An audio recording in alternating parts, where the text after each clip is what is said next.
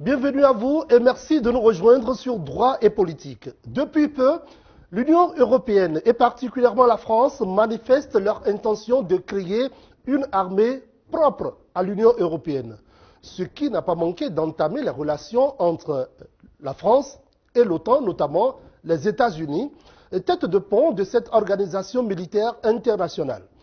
Les relations entre la France et l'OTAN, l'organisation des traités de l'Atlantique Nord, date de 1966, voulue par De Gaulle, qui manifestait déjà son intention de tourner dos à l'OTAN, parce que, dit-il, sa souveraineté était bafouée. Plus tard, après son départ de l'OTAN, elle, ne la quittait pas, puisque De Gaulle avait pris l'engagement de combattre aux côtés des alliés, de ses alliés, donc de l'OTAN, en cas de conflagration internationale. La politique nationaliste exacerbée des États-Unis de nos jours prouve à suffisance que l'Union européenne ne peut plus véritablement et durablement compter sur les États-Unis, donc sur l'OTAN. Emmanuel Sénégan, géopolitologue, écrivain et économiste, s'en explique. En fait, les va-et-vient de la France vis-à-vis de l'OTAN datent du général de Gaulle, qui en 1966 a écrit aux Américains pour quitter l'OTAN, estimant que sa souveraineté était bafouée, donc voulait recouvrer sa souveraineté, sa décision pleine. Toutefois, le général de Gaulle quittait l'OTAN, mais l'OTAN ne quittait pas le général de Gaulle, parce que de Gaulle dit que la France est prête à tout moment à s'engager aux côtés de ses alliés de l'OTAN, et s'il y avait nécessité d'un affrontement, d'une conflagration internationale. Donc c'était une question donc de souveraineté. On se souviendra que même Chirac, le président Chirac, n'avait pas participé à la campagne de bombardement par l'OTAN de l'Irak. Et en fait, par rapport à Saddam Hussein, parce que l'ONU avait défendu, avait dit qu'il n'y avait pas suffisamment de preuves pour dire que Saddam Hussein avait des bombes atomiques.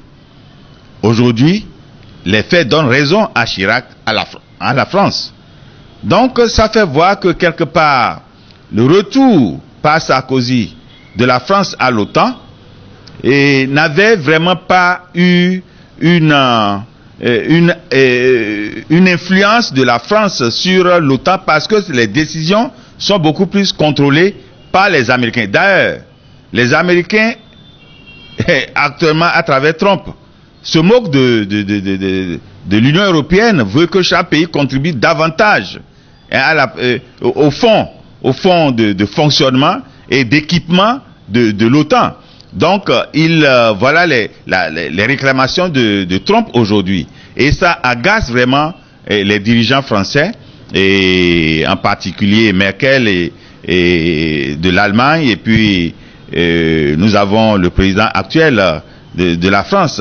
Et vu aussi la politique nationaliste de l'actuel président Trump des États-Unis, ça ne rassure pas suffisamment la France, ça ne rassure pas suffisamment Merkel pour dire, c'est-à-dire l'Allemagne, pour dire que vraiment qu'on peut compter durablement sur les États-Unis comme partenaire. D'ailleurs, le président de la Commission européenne disait un temps que si on a des amis comme Trump, qu'il vaut mieux, on n'aurait pas mieux d'ennemis que d'avoir des amis comme Trump.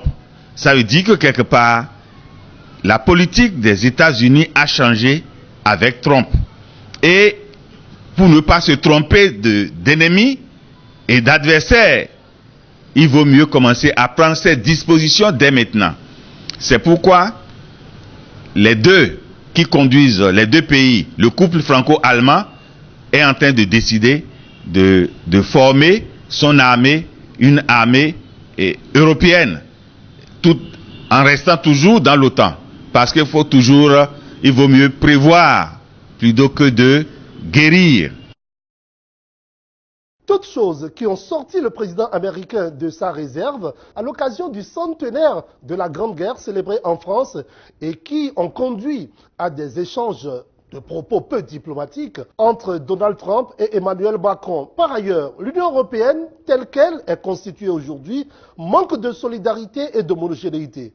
Et le docteur Emmanuel Sénégan, le géopolitologue, a une façon propre à lui pour imaginer cela. C'est comme si on mettait ensemble l'argile et le fer. L'argile ici, c'est le Brexit. C'est-à-dire, c'est l'Angleterre qui servait comme le cheval de Troie des États-Unis au sein de cette communauté européenne. Et ce ne serait pas une mauvaise chose pour l'Europe de voir partir vraiment l'Angleterre. Parce que, souvenez-vous, le fondement des États-Unis est parti de l'Angleterre. Donc ce sont des gens qui ont immigré pour aller conquérir. Donc il y a cette histoire d'amis, d'amitié. Et l'Angleterre se sent plus proche des États-Unis dans l'âme que de façon géographique de l'Union européenne. Donc en fait, l'argile est en train de quitter le fer pour que le fer soit vraiment plus hybride. Donc pratiquement je crois que cette mesure c'est la recomposition du monde aujourd'hui. Il y a vraiment d'enjeux et beaucoup d'incertitudes. Il ne serait pas exclu que la France se rapproche de la Russie et de la Chine plus tard, parce que ici nous sommes en géopolitique, hein. C'est la conquête de l'espace par la puissance.